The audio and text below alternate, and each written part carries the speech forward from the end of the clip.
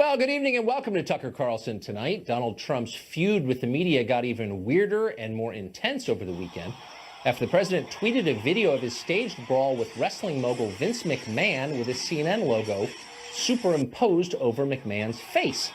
It was a little confusing since CNN and pro wrestling could not be more different. One is an entertainment venture that promotes over-the-top fictional narratives and rigs its fights.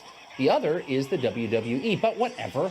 There is a word for this. It's called trolling, the digital version of getting someone's goat. Should the president really be taking time from running the free world to drive the media insane? Maybe not. Probably not. But he obviously enjoys it quite a bit. Here's the response he got, all of which you could have predicted ahead of time. He's sending a message that this kind of violence is okay and that the media are an okay target for violence. It is an incitement to violence. He is going to get somebody killed in the media. There's way too many unstable people out in the streets right now at this time of impassioned and heightened passions. There are people out there who will, unhinged, irrational, who take these messages, internalize them, and may act on them. Well, CNN's media critic Brian Stelter argued that the video is so offensive that we ought to suspend free expression and censor the president's speech, at least on social media. It's a kind of an odd argument for a journalist to make, but there you have it. So he is talking about violence against CNN. He's not saying go out and beat someone up, but he's publishing this video that models the behavior.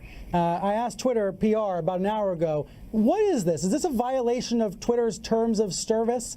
We have reporters asking that question. We've not heard back from Twitter. But keep in mind, the terms of service, they do forbid incitement to violence or harassment. Well, there's no defending it on taste grounds, but dangerous? You heard a similar line on television all weekend. The president's words are putting lives in danger. Okay, but you wonder if reporters apply the same standards when those lives don't belong to journalists. Are they quite as upset as they are now? Do you remember when Bradley Manning dumped 750,000 pages of secret U.S. government documents into the media bloodstream? That happened. Did anyone get hurt because of that? We're still waiting for the follow-up stories on that. There doesn't seem to be a ton of interest in newsrooms. Or how about a month ago when the press published leaks about the Manchester bomber that infuriated intelligence in the UK? Did that hamper British counter-terrorism efforts? We may never know because so few reporters care. It was not about them. So it's not that interesting. Tammy Bruce is a radio show host, and she joins us now. Tammy, thanks a lot for coming on. Thanks for having me. I should preface this by saying the obvious. I'm not in favor of this. Haven't been in favor of it since day one. Probably should shut down the Twitter account, in my view. On the other hand, the response is so disproportionate, but in a very specific way. This is dangerous to us. That is what people safely ensconced in Washington TV studios are telling us. Is it dangerous to them?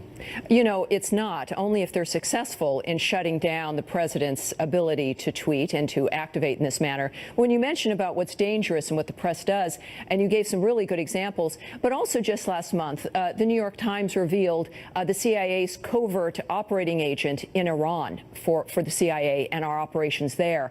They named him, they discussed his role, and even his alleged role in the killing of an Iranian-backed Hezbollah operative as well. So that puts that individual directly in danger, let alone all of the individuals who may have been working with him. So they don't have a problem doing that when there's real direct damage. But in this case, I happen to like the Twitter feed. I think the wrestling tweet was brilliant, and let me tell you why.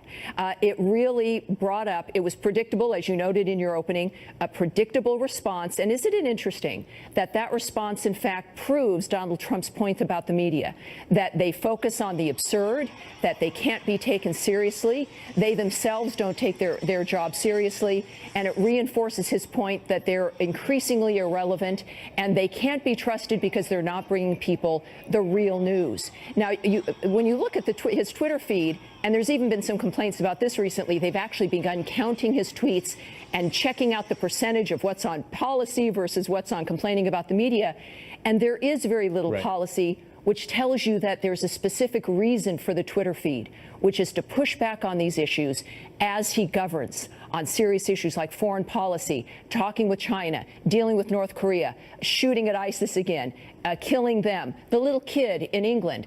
Sometimes Twitter serves a purpose in that regard, but I think it's brilliant. It reinforces his point about the media, and they fall right into the trap because they're caught up in their own loathing. They can't see past themselves.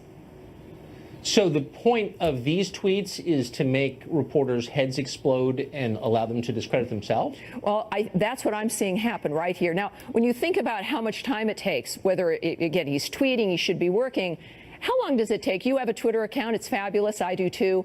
It takes about a half of a second to push that button. He does that. They then move on, and he continues to do his work, dealing with the G20 that's coming up, the nature of the health care bill, the tax reform. And by a simple push of a button, he spins them around so quickly. Of course, it tells the American public that the media is so consumed and locked in groupthink that even they don't realize what's going on. And a recent poll, actually, just from today, notes that, I think it was an NBC Marist poll, that the media's polling numbers are at 30%. 30% of Americans trust them. Right. 37% trust the president. So his rating is higher, and the American people trust him more than the media. And I think that tells you how this fight is going at this point. That is fascinating. I mean, that's a really interesting analysis. I would say, for the record, I treat my social media like a loaded gun.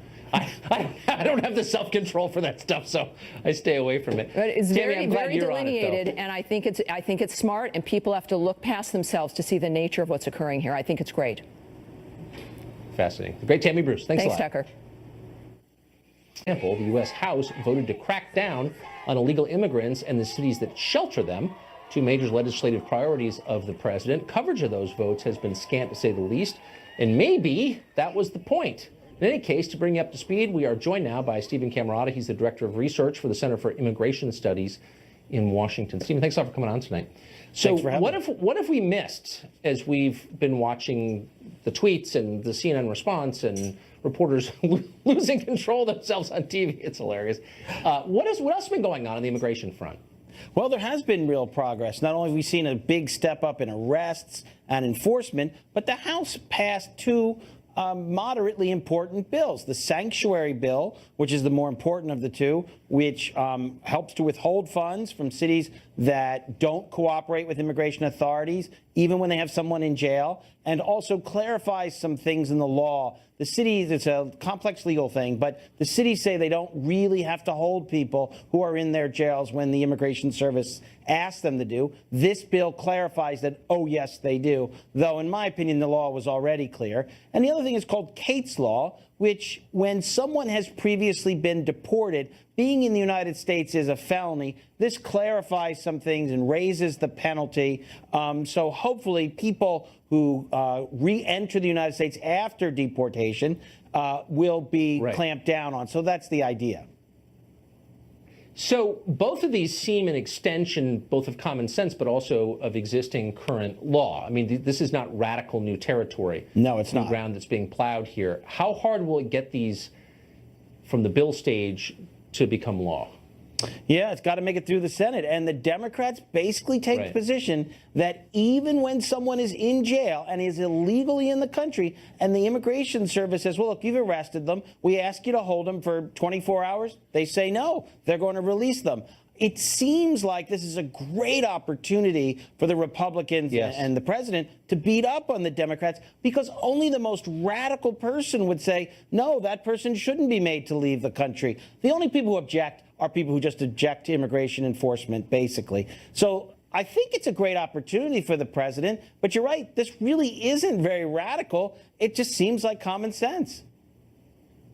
So are there Republicans in the Senate, do you think, willing to publicly oppose these bills? Yeah, it's not clear. I'm guessing the ones who might be most likely might be Flake from Arizona, but I think he would go along. McCain, Lindsey Graham, these are the ones who might. So, but I think they'll mostly go along. It's really, they need like 8 Democrats or 7 Democrats. It seems like it would be a great debate to have. both for the Republicans in the Congress, for the White House, but really for the country. I mean, what is your position, I guess you would ask someone opposed to this, that people here illegally have a moral and legal right to be here?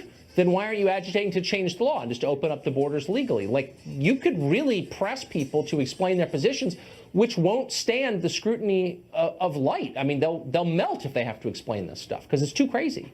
Right. I completely agree. Who can object? Remember, we're talking mostly this comes into play when someone has been arrested and is in jail and the immigration authorities say, hey, hold on to that person. We're coming down to get them. And they get released by the jail as a matter of policy, even though the person's been identified as illegally in the country. And actually, in fairness, you know, they've actually published lists of all the crimes that the people who've previously been released by these sanctuary jurisdictions have committed. And it's serious: sex offenses, robbery, and so forth. And yet they're still doing it. And I think partly is because the Republicans can't seem to articulate this, which isn't very hard. But for whatever reason, it's not a fight they seem very anxious to have, even though it seems like it would be one easy to win. Because they don't believe it. Because in the end, a lot of them are guilty liberals, and they're pretending otherwise. And this would force them out of the shadows into the light. I hope we have that debate. Stephen, thank you for joining us. Thanks for having me.